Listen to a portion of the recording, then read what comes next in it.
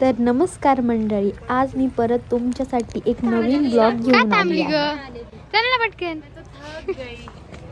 ही एवढीशी bag घेऊन एवढी थकली जसं काही मी एखादं कांद्याचं गुंड डोक्यात घेतली बघू शकता.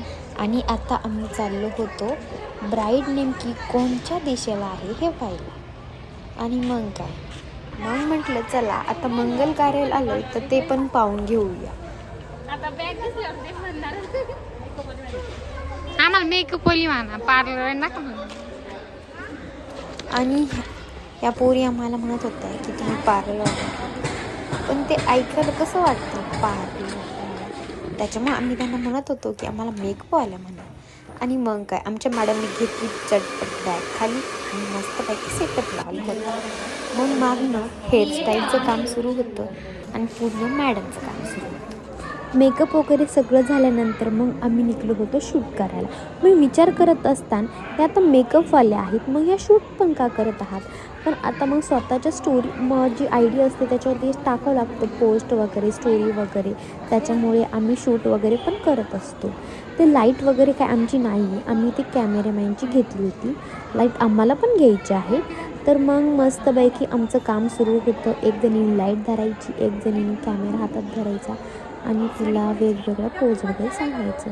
सगळं झाल्यानंतर आम्ही बाहेर मस्तपैकी थंडगार हवेत बसलो होतो.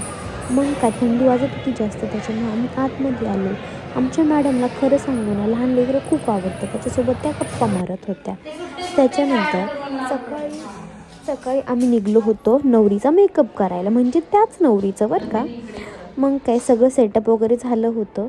आणि जी नवरीची जी एक कलोरी कोणी असेल, तिचं काय चाललं होतं काय माहिती, लपून अशी तिकडं तोंड करत होती आणि काय लावत होती काय माहिती. त्याच्यामुळे मी तिचं एक छोटासा मुवमेंट घ्यावं असं मला वाटलं, म्हणून मी तो मुवमेंट घेतला. त्याच्यानंतर फोटोशूट वगैरे सगळं काही झालं होतं नवरीचं. आणि मग आम्ही आमच्या दिशेला निघलो होतो.